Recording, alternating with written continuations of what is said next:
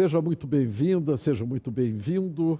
Hoje nós estamos falando sobre o episódio número 1 do módulo 3 da nossa série Vida Abundante, que é uma introdução à vida cristã. E hoje eu vou falar sobre o Espírito Santo. Eu vou tentar explicar o que é o Espírito Santo. Vou tentar, porque é complicado e é difícil a gente definir o Espírito Santo em tantas categorias ou qualidades. Enfim, não dá, porque o Espírito Santo, afinal de contas, é parte da Trindade, é parte do Deus Trino. É o 3 em 1. Isso não tem explicação, isso apenas é. Deus nos apresenta através da Bíblia Ele como Deus Pai, Ele como Deus Filho e Ele como Deus Espírito Santo. E o Deus Espírito Santo é extremamente importante para o cristão, não tanto para o judeu, porque o Espírito Santo é mais trabalhado por Deus junto ao ser humano no Novo Testamento do que no Antigo Testamento. Se bem que ele aparece logo no comecinho da Bíblia, porque no começo Deus criou os céus e a terra e o Espírito pairava sobre as águas. Então já está lá. Não é que ele seja uma novidade introduzida mais tarde. Ele já começa a narrativa da sua existência, da sua criação, Deus falando conosco, se revelando a nós, já apresentando a pessoa de Deus Espírito. E é interessante que logo também nesse comecinho de Gênesis 1, nós também somos apresentados ao Deus Filho, mas não com esse nome. Ele não é apresentado diretamente, mas Deus diz assim, haja luz. Esse haja é um verbo, né? Quando a gente vai para o Evangelho de João, no primeiro capítulo, ele começa assim, no começo era o Logos, no começo era o verbo. E o verbo estava com Deus, e o verbo era Deus. Então nós temos o Deus triuno apresentado logo no comecinho da Bíblia, logo no primeiro capítulo de Gênesis. No Antigo Testamento, como eu falei, poucas são as intervenções do Espírito explicitamente na história do povo judeu. Um caso que demonstra que o Espírito estava ativo foi o caso do primeiro rei de Israel, o rei Saul. O rei Saul foi escolhido por Deus via o profeta Samuel, sacerdote, e ele se tornou rei de Israel. Ele era um cara bonito, alto, forte, e começou o reinado dele razoavelmente bem, lutava bem contra os filisteus, se bem que quando o assunto foi Golias, ele afinou um pouquinho, ele não quis enfrentar, não. Mas ele foi um rei razoável. Aí teve um lance em que ele estava se preparando para mais uma batalha e haveria sempre o oferecimento de sacrifícios a Deus antes da batalha. E quem podia oferecer sacrifícios? Somente um sacerdote. Mas o sacerdote Samuel, ele estava demorando para chegar e o rei Saul ficou muito irrequieto, ficou impaciente, não quis esperar mais. Diz, Samuel não está aqui, sacrifico eu mesmo. Ele fez o sacrifício e tal. E Samuel chegou e disse, o que é que você fez? Você estava demorando, eu fiz um sacrifício para a gente poder começar a batalha. E aí a Bíblia nos diz que por causa disso Deus retirou o espírito de Saul, ou seja, o espírito estava com Saul, mas por causa deste episódio, Deus retirou o espírito dele de Saul. E o que é que aconteceu com Saul? Virou um péssimo rei, meio loucão, às vezes querendo matar Davi, que seria seu sucessor, imaginando que Davi queria matá-lo para virar rei, às vezes elogiando Davi, totalmente irresponsável, totalmente imprevisível. Isso é a ausência do Espírito Santo. E esse é um caso que o Antigo Testamento nos relata. Já no Novo Testamento, Jesus nos fala muito sobre o Espírito que viria. E, mais especificamente, no capítulo 16 do Evangelho de João, e aí vocês podem ler, ele está fazendo um discurso de despedida dos seus discípulos na véspera da sua crucificação. E ele fala demoradamente sobre o Espírito, e ele explica para eles o seguinte: olha, a razão pela qual eu tenho que morrer e partir e ir embora é para que eu, tendo ido embora, eu possa mandar para vocês o Espírito. E essa é uma argumentação que a gente precisa talvez tentar entender um pouco melhor. Porque Jesus sabia perfeitamente bem qual era o plano, como ele é Deus, ele sabia perfeitamente bem qual era o plano de Deus para o ser humano. A crucificação já estava prevista, claro, a ressurreição também, e ele subiria aos céus, mas estava planejado desde antes da criação de que, quando ele subisse para o céu, Deus enviaria para nós o Espírito Santo para habitar em nós. Se lembra que eu já falei isso mais de uma vez. Nós somos a habitação, nós somos o templo onde habita o Espírito Santo. E isso não seria possível. O que aconteceria? A igreja seria limitada ao seu contato direto com Jesus, enquanto ele estivesse entre nós. Mas com a presença do Espírito, e eu já vou explicar por quê, a igreja se multiplica, a igreja se expande, a igreja alcança todos os povos. Jesus não poderia, enquanto incorporado como ser humano, estar visitando todos os países ao mesmo tempo. A igreja está presente em todos os países e povos que já alcançou até agora, graças ao Espírito Santo de Deus. Mas voltemos o que o Espírito faz. Porque é muito direto com você e comigo. O apóstolo João escreveu duas cartas breves, e na primeira ele fala o seguinte: ninguém pode dizer que Jesus Cristo é Senhor se não tiver o Espírito. O que, se seguirmos a lógica dessa frase, diz o seguinte: se eu não tiver o Espírito, eu não vou ser convertido a Jesus. Ou seja, o Espírito vem a mim antes da minha conversão. É o Espírito que me traz para Deus. É o Espírito Santo de Deus que me diz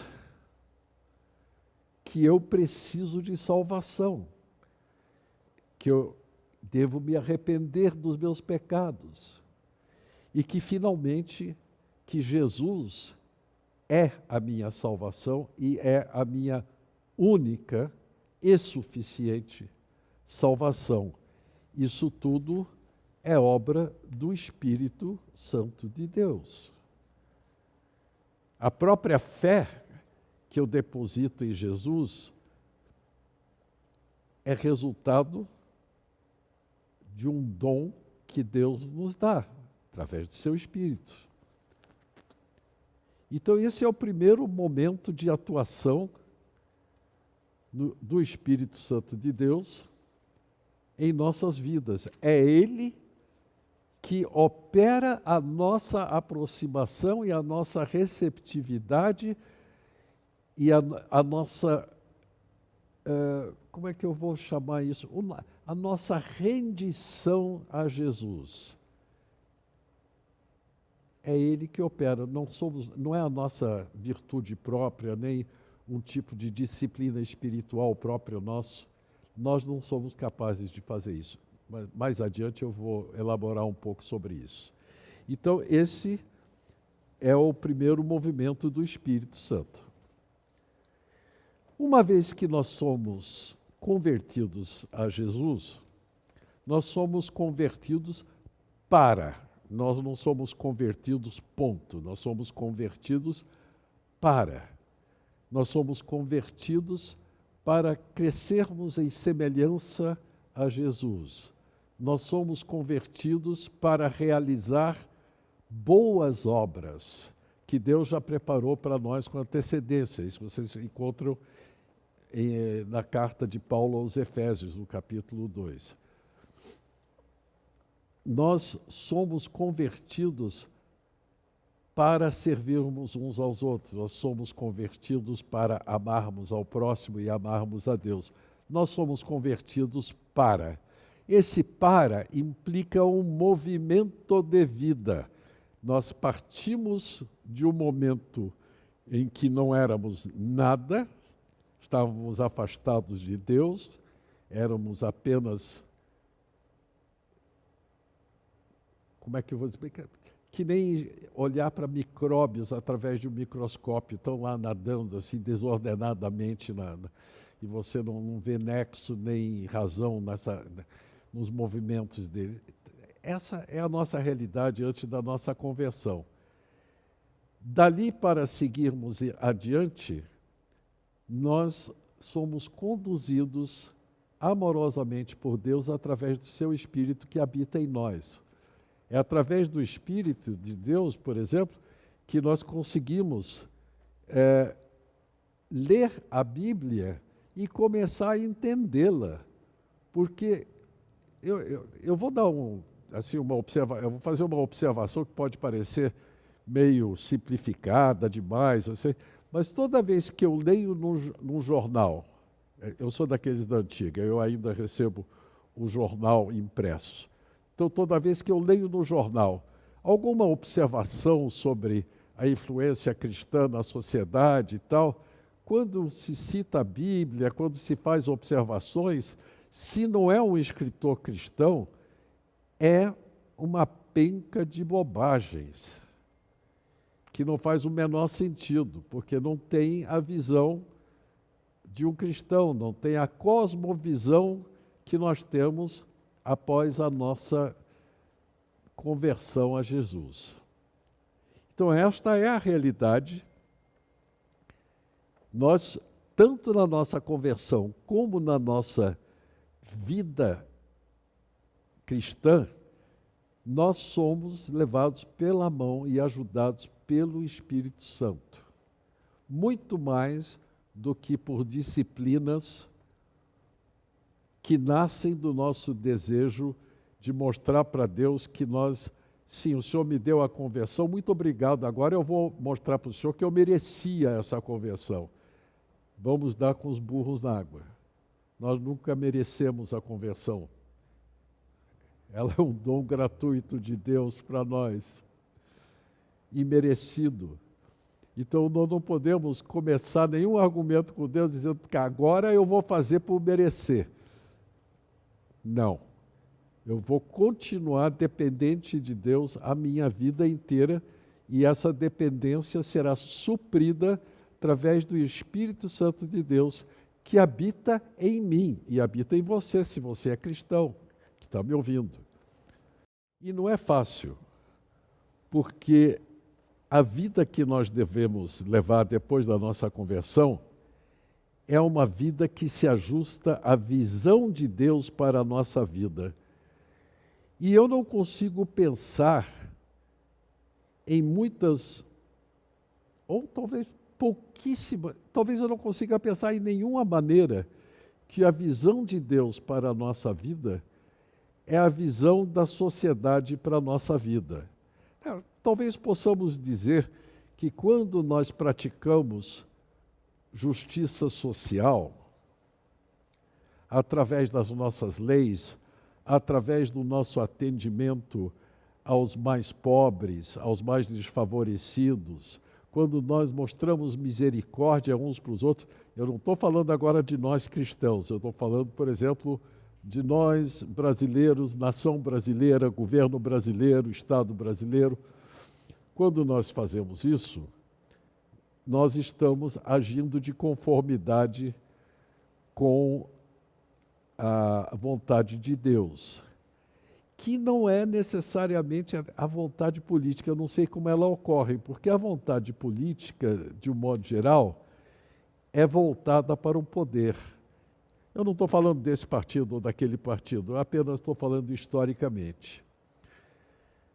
Mas o fato é que pode acontecer que a sociedade incorpore valores cristãos, detesto essa palavra, mas ela está muito em voga hoje em dia, então vamos usá-la, em suas políticas sociais, tal. Mas se nós olharmos aquilo que a sociedade cobra individualmente de nós, que nós tenhamos como base do nosso ser, que é, por exemplo, sermos reconhecidos pelo sucesso, pela nossa influência, pela nossa beleza, pela nossa elegância, pelo conceito que os outros têm de nós, pelo poder que podemos exercer. Esses são os valores que nós aplicamos a nós mesmos para a sociedade nos querer bem. Não são valores de Deus, em momento algum. Como é que eu posso comparar o valor de ser reconhecido como filho de Deus, e Deus me reconhece como seu filho, mesmo nas horas que eu não o reconheço como meu pai. Como é que eu vou comparar um valor desses com o valor de que o jornal dedicou uma coluna para mim? Não tem comparação, não tem nada uma coisa a ver com a outra. Os valores da sociedade moderna são totalmente concentrados sobre o ser humano. Os valores de Deus são concentrados sobre Deus.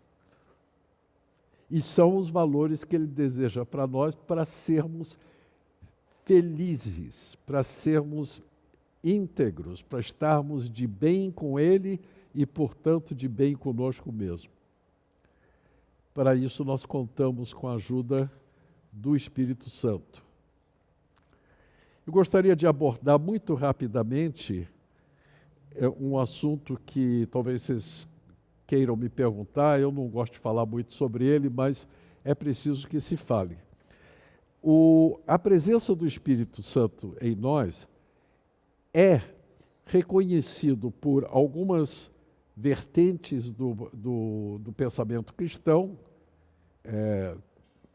incorporados sobre o rótulo de pentecostalismo, como sendo evidenciado por um fenômeno chamado o falar em línguas, que é quando você começa a falar numa língua que ninguém entende e que as pessoas não conseguem entender, mas soa extremamente espiritual e pode ser muito espiritual. O falar em línguas é reconhecido na Bíblia como um fato, acontece. Mas a primeira vez que acontece um tipo de falar em línguas não é bem o que se defende na vertente pentecostal. Porque o que aconteceu no dia de Pentecostes foi o seguinte: os discípulos, depois que Jesus ascendeu aos céus, eles, num dia pré-determinado por Deus, eles foram à praça pública pregar o Evangelho. E o fizeram no dia de Pentecostes, que é o dia da festa da colheita,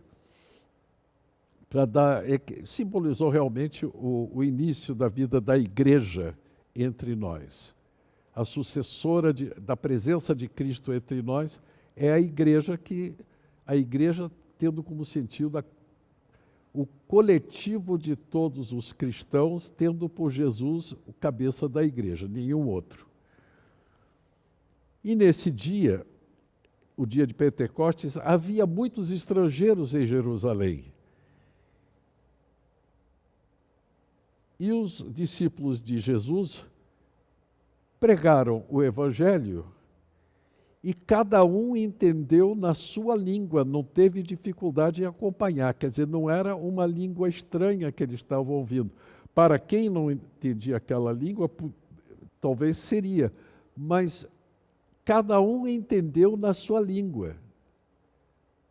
Como é que foi isso? Não dá para descrever, mas foi uma manifestação do poder do Espírito de se comunicar.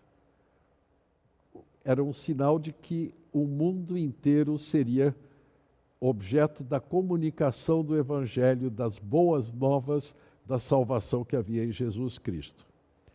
Porém, em outros momentos, quando, por exemplo, o apóstolo Pedro visita um soldado romano chamado Cornélio e a família dele se converte, a Bíblia diz que eles falaram em línguas. E há mais de um caso desses na Bíblia. Então, há uma vertente hoje do cristianismo que diz o seguinte, que o falar em línguas estranhas, línguas não compreendidas pelo ser humano, é uma linguagem de êxtase, se você quiser. E que não há nenhum problema em você falar, quando você estiver orando, para você mesmo, você e Deus, você falar de repente em línguas, isso, não tem nada errado com isso. Mas a insistência de que a capacidade de falar em línguas é uma prova necessária para que você tenha certeza que o Espírito Santo habita em você, de que você realmente foi convertido ao Deus triuno, ao Deus Pai, ao Deus Filho e ao Deus Espírito Santo, é que você fale em línguas. A Bíblia não ensina isso, Jesus não ensinou isso. Quando ele despachou os seus discípulos no fim da sua presença aqui na terra, logo antes de ascender aos céus, ele disse, ide e pregai o Evangelho, fazendo discípulos em todo o mundo, batizando-os em nome do Pai, do Filho e do Espírito Santo. É um batismo só. E essa vertente cristã diz, não, é preciso um segundo batismo no Espírito Santo. Se não houver esse batismo no Espírito Santo, que é evidenciado pelo falar em línguas, a pessoa não está plenamente convertida, porque falta na vida dela o Espírito Santo. Bom, aí eu não vou levar essa batalha muito longe, primeiro porque eu respeito e vou mais longe, eu considero os pentecostais meus irmãos de fé cristã, não estou aqui para brigar com eles, nem para convencê-los, nem para ser convencidos. Eu só quero esclarecer o ponto de vista de uma parcela muito significativa da igreja que diz que não é necessário um segundo batismo, nem é necessário falar em línguas para provar que a gente tem o Espírito Santo. Até porque, se eu falasse isso, eu teria que dizer que a sua conversão não foi completa até você falar em línguas, porque você não evidenciou o Espírito Santo. Mas você não pode dizer que Jesus Cristo é Senhor se não tiver o Espírito Santo. Então, o Espírito Santo na sua vida precede a própria conversão, de acordo com uma parcela muito significativa da igreja cristã. Mas, por favor, entendam isso. Eu vou entrar em outros assuntos controversos ao longo do tempo, porque vocês precisam ouvir sobre esses assuntos. Claro que eu represento o ponto de vista de um segmento mais, talvez, tradicional, se você quiser, mas nunca me interpretem como debochando, criticando, falando mal de quem defende qualquer coisa diferente de mim, desde que seja advindo de uma interpretação bíblica e de uma teologia bíblica saudável de um modo geral. Nem sempre eu tenho essa visão sobre tudo que está acontecendo no mundo que se chama evangélico hoje no Brasil e no mundo. Mas em relação aos meus irmãos pentecostais, por favor, não mudem de opinião só porque eu falei alguma coisa diferente do que vocês creem. Eu só estou dizendo que eu creio. E que é bíblico também. E que você que está me ouvindo, é bom saber que há controvérsias no mundo cristão. Então é isso, meus amados. Os reis moram em palácios, deuses moram em templos, e em Romanos, Paulo nos diz, 12:1, que nós somos o templo do Espírito Santo. Nós somos o palácio do Rei Jesus, nós somos o templo do Deus que habita em nós, o Deus Espírito Santo. Eu não sei muito bem como é que isso funciona, porque eu estou sentado aqui, você está sentado diante de uma tela, e não dá para sentir o Espírito Santo em nós, não dá para a gente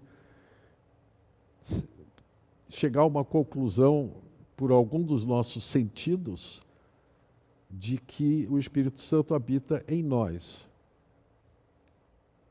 Mas é uma promessa de Jesus.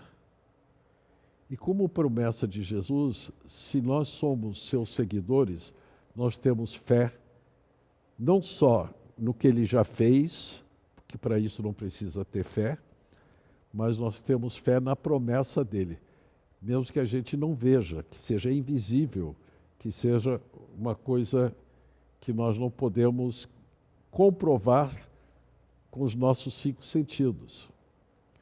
Mas o fato é que nós somos a habitação do Espírito Santo. E quem escolheu para nós sermos a sua habitação foi Deus.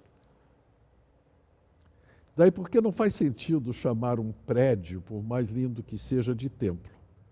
Prédios não são a habitação do sagrado. Você e eu, que somos cristãos, nós somos. Então, como leitura, eu recomendo Gênesis 1 e 2, o Evangelho de João, capítulo 16, começar no versículo 13, e 2 Coríntios 3, versículo 6. Para fim de meditação e discussão quando estivermos juntos. Na prática, o que é que você pode fazer para deixar o Espírito Santo influenciá-lo mais em seu dia a dia? E em que áreas da sua vida o Espírito Santo precisa lhe guiar mais? Medite sobre isso. Foi bom tê-lo conosco. Espero estar com vocês em breve. Um forte abraço, até a próxima.